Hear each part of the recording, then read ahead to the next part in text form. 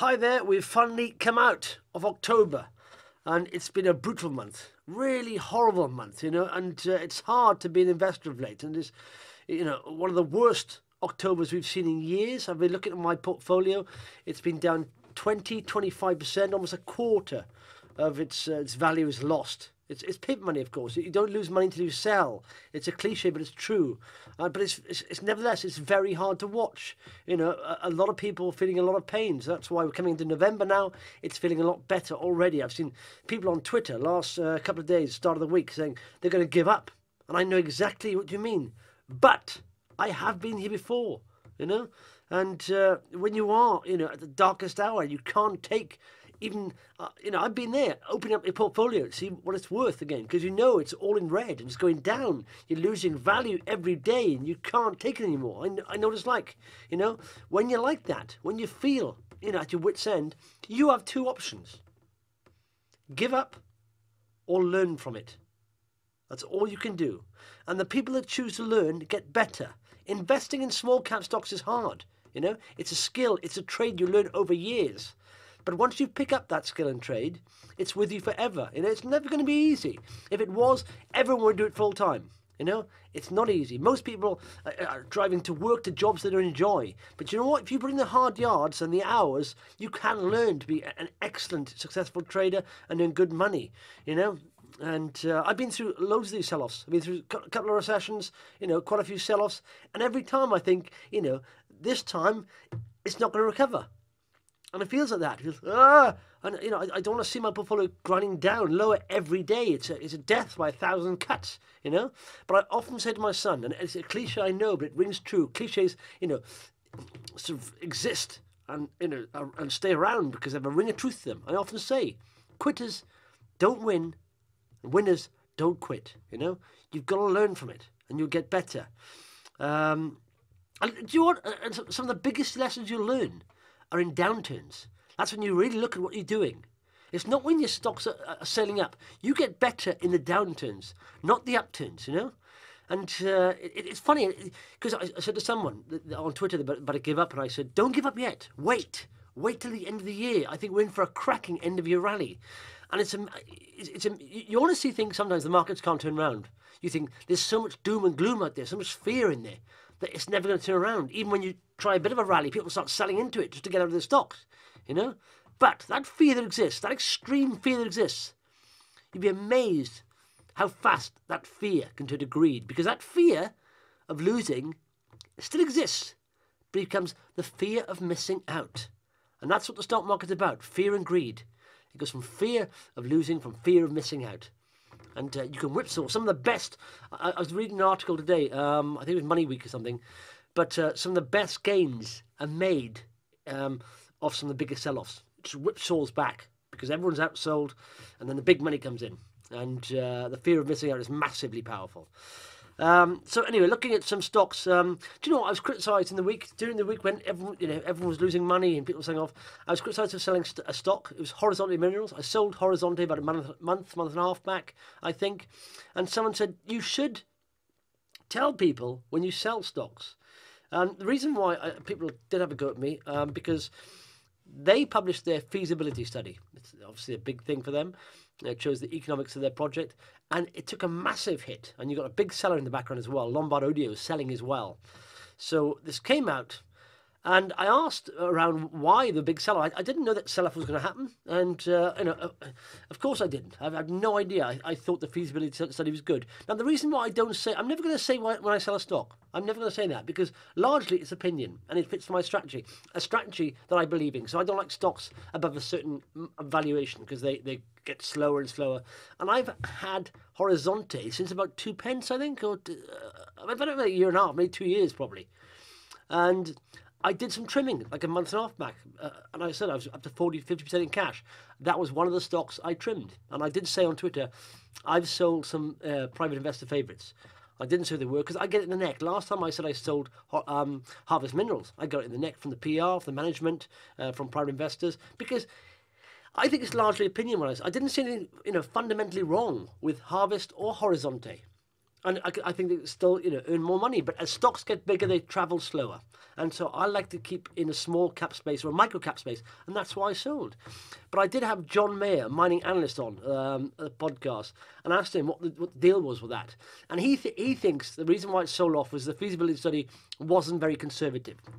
And so I looked through the figures here, and I'm going to compare them to a couple of other companies, and I sort of understand what he means. So first of all, the estimated NPV of Horizonte was 401 million. Okay, their internal rate of return was 20%. It's not massive. That's the efficiency of what you're doing there. So it's not huge. The capital cost was 443 million. So you get the capital cost there, okay, above the NPV.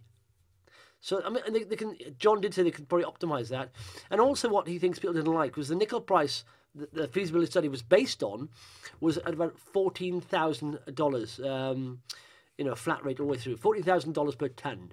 Currently, nickel is $11,500 per tonne from that. So it was, even though people think nickel price will be a lot higher in the future, they didn't like those combination of the NPV, the capex, the low IR, and the nickel price being there. Basically, it wasn't conservative. So I thought, okay, that's a good point. What can I learn from this? And I looked at companies that I hold that have reported sort of scoping studies or pre-feasibility studies, and I just double down and recheck. Are these efficient? And I'll go through them so you can see. Here's Horizonte there. That's theirs. And let's move over to Jangada, for example. This is another company I own in Brazil. Also in Brazil, same as Horizonte. So they published their scoping study and pre-feasibility study. So the net present value is 192 million. Now that's 26 times the market cap, first and foremost. Internal rate of return. So look at that, 3 times higher than Horizonte. It's a 1.6 year payback. Low capex, only 64 million. So that's 50 million. So you can see, so literally that's 3 times. So the capex is a third of the NPV. You can see the difference there. Can you see that there? I looked at Armadale Capital as well, which is in Tanzania. It's in graphite, which is a massively, I think, underrated commodity, considering it's needed for the EV revolution. NPV, this is a market cap of £4 million, this company. Market cap of NPV, sorry, of 349 million. That's 270 million pounds. A pre-tax IR of 122%. It's phenomenal efficiency. Low capex is 35. So the capex is a tenth of the NPV. So you can see the difference there, can't you, in efficiencies of these projects, and also the market caps. In my mind, when I sold Horizonte, they were 60 million. These companies are below 6 million. Armadale Capital is below 5 million, So let's move on. So it's worth always looking. If you have any sort of studies, feasibility studies, economic studies, worth looking at them to see the efficiency of them, okay? Okay, let's look at some stocks. Here's BT. At last, the missus nearly break even, but she's gone even madder today. She was at almost break even, and she said, shall I sell? 268, 268. I said, no, it'll be £3. It was the text message she sent me, unbelievable. I loaded them. I need to sell now. I got to sell. I said, I'm running profit. That's a private investor. I said, the biggest mistake private investors make, new investors, is they start making a loss in the stock. Once it gets back to break even, they sell. How are you going to make money like that? And having the confidence and conviction to hang in there for longer than you think. But anyway, so half-year report was out. Pre-tax profit up 24%. Earnings per share up 29%. Shares up around 9 or 10. They were over 10% today, which is massive for a £26 billion company. So there's the reports there. The chart. I'm trying to show you the chart on BT. Look at this. So this is the 200-day moving average coming down here. Okay, 200-day moving average coming down here. And then it hasn't been above that. It hasn't closed above that in an uptrend. Well, the last 2 years, the price hasn't been above 200-day moving average. Look at that. So now it's above it. You've got this 50-day moving average and crossing the 200-day moving average. That's a golden cross. You've got this line here. So your previous resistance here. And it's broken that. Gapped above it. So gap. So it's three really bullish points. Golden cross, gap up, broken resistance. That's very bullish. This is the start of an uptrend. It may come back to this level, but this is the start of an uptrend. All these moving averages now will curve round. So that's BT. Okay, so, moving on. So I want to look at some companies I own or recently bought. One of those companies I recently bought was a company called Bision. Now, I was aware of this company because it spiked twice recently on news. And one of the reasons is because they said they were the fourth biggest media publisher in the world over the last quarter for views, according to Tabula Labs. So I looked it up and it was true. That, wow, that's an amazing stat. You know, massive publisher. So there we are. You can see right there, they're number 6 at the moment, viral trend, Brave Bision. That's 1 billion views on Facebook, 27 million on there. So, but they're quite a big publisher, you know. And I was very interested in this, so I thought, okay, so they spiked, come down. When a company spikes, don't go anywhere near the price, okay? Stand back and read why they spiked. Sometimes there's a good reason. That's an insight. That spike is an insight into where they'll be over the next, 12, 24 months, if there's material substance behind the spike. Sometimes it can be hot air. Then they spiked again because they essentially did a deal with Tencent, which is one of the world's biggest internet companies. It's based in China. They own WeChat, and so they got access to I think it's 1.5 billion in China. But they got WeChat is China's leading messaging payment social media app. And I looked through it and I quite liked it. So the market cap of 8.35 million, the cash as of the 30th of June of 4.1 million. So without cash, about 4 million. Then I looked at, there's a big change around happening there. It's been a perennial disappointer. Neil Woodford holds stock. So I've been looking through that. I'm looking at the stock here. In fact, let's go through the shareholders. If you look there, you can see the shareholders, some big shareholders there. I do this for all companies. I go through some of this. I look at this. So it's well held, the stocks, not on a free float. But what I liked about this is Clay Hunger, apart from those 2 deals they've done other deals as well with big companies. But apart from those 2 deals, look at the results here for 6 months. So this is 12 months to the 31st December 2017. Turnover 17 million. Okay, they lost 17 million. This is before Clay came in and started turning it around. So the last 6 months of last year, the revenue had gone down. Well, in fact, it was probably a bit more than half of the year. But the revenue was 10 million. Okay, they lost 2.1 million. Now, 6 months to this year, look, revenue's gone down a little bit. But look, the losses have been cut massively.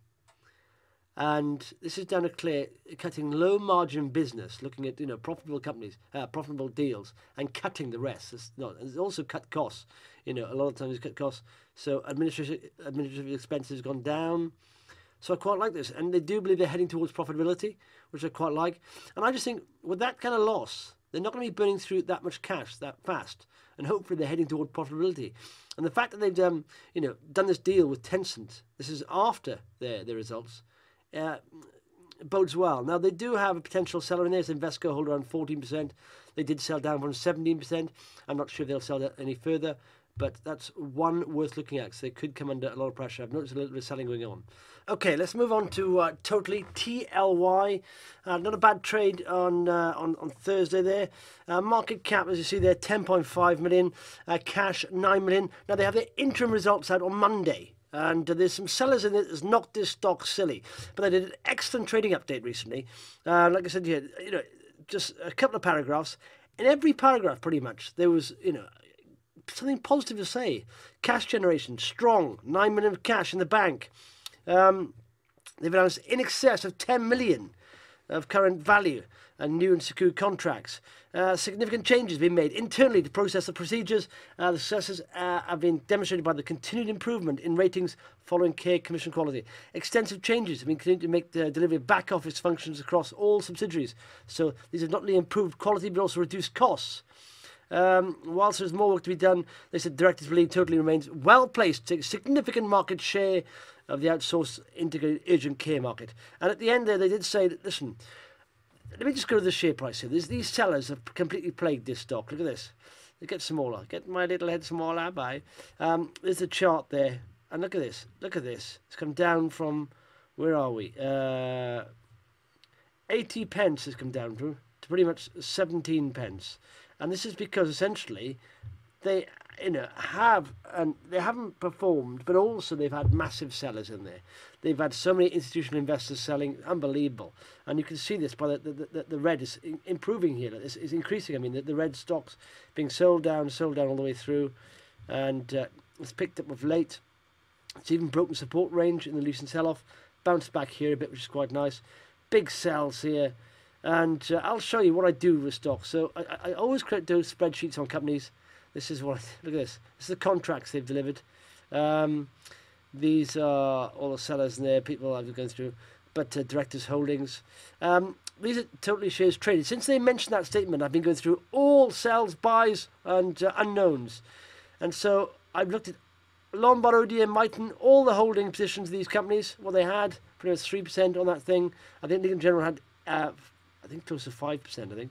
But the total shares there, shares sold, left to sell, so it's 300 grand's worth left to sell. That's all. It may take a bit of a knock, but I think honestly, come the results day, the guys will probably sell out on that day maybe, but after that I think it's upward. I think it'll bounce. So that's how much is left there. So put them on your watch list for Monday. Check out the interims.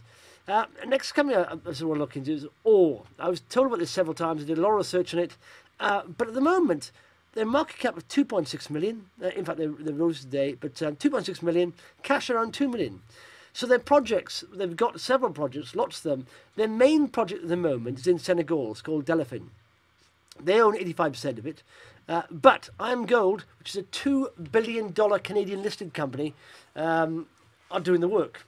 So they've paid sort of $4 million, I think it is, $4 million for, I can't remember what percentage, but they'll pay another $4 million and take them to $8 million, and then have 70% interest. Now, what's interesting about this is why I'm Gold interested in this is because right next to one of their other projects, they've just done a feasibility study on, and it can improve. By the way, it's 2.5 million ounce indicated at their Boto Gold project, which is not far away, and it's the same kind of geological, sort of intercepts and all that, or ground and makeup content. So it's looking very good. More results are going to come out before the end of the year, but this is freely carried. It doesn't cost Oriole Resources anything, and they've got a lot of other things going on, a lot of other interesting stuff in Turkey, in also elsewhere in Africa. But do some research on it. It's a turnaround. There's the new CEO who've come from I can't think of the company, but he's good track record. Bob, his name is, and do you know what? I've done a spreadsheet of this, but check it out. My research here is very patchy, but I've been looking into it, and I'm just thinking.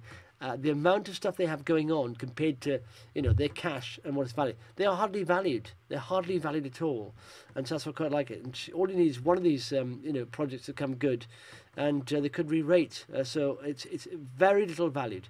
What else have we looking at? Of course, Europe Metals came out this week, and they mentioned that they'd sort of drill extension drilling. There's two kinds of drilling basically. There's infill drilling. This is where you drill, so you space your drills out, say 200 metres apart, and then you infill, go in between those to get a better confidence in what you found. And that you can go from inferred then to indicated to measured resources. So the higher the confidence, the better the economic model you can present. But what Europe have done, first time ever, they've gone outside the place where they've drilled before, outside that envelope. They never drilled, so they went to the east, and they did 4 drill holes in Toral in Spain, and each one of these drill holes hit mineralization, and one of them is very good grade. So this means they've got a project here of 19 million tonnes, 6.9% zinc equivalent, including lead and silver. This means that could get even bigger. That's quite big. To put that in perspective, a couple of years back, not even a couple of years back, a year and a half back, Camel, AIM listed, bought a 23 million tonne project, is producing mine, for $403 million. Europe Metals valued at $6 million. So that resource can get bigger, and it could be probably bigger than the one Camel bought. So it just puts it in perspective. By the way, scoping studies out very soon. First time the economics have been thrown around this project. Very interesting. Another one I bought. I never buy investment companies, ever. They're largely... They don't work out. You can't get enough exposure. And I'll give you an example of why they don't work out. Here's an example here. if an investment company has, say, 5% exposure on one investment, okay, and that investment doubles, then that becomes 10% of their portfolio. Now, if I've got 5% exposure to that investment company, then I basically go, oh, so let's move up to 10%. Let's say they got 5% right, exposure to a company, they invest in the company, and it doubles. So that becomes 10% of their portfolio. And let's say I have 10% invested in that investment company. So effectively, what happens there, I've got 10% of 10%, which is 1%. So it's not going to do a lot, unless every investment they have goes nuts, then you're not going to get a good return. Now, I like Primorus because of this. They've got several investments. Oddly, they do oil and gas and tech. So they've got UK oil and gas shares. They sold out of the operating company. They have Horizonte Development company. They've got around about £1 million altogether. That's shares and about £375,000 in cash.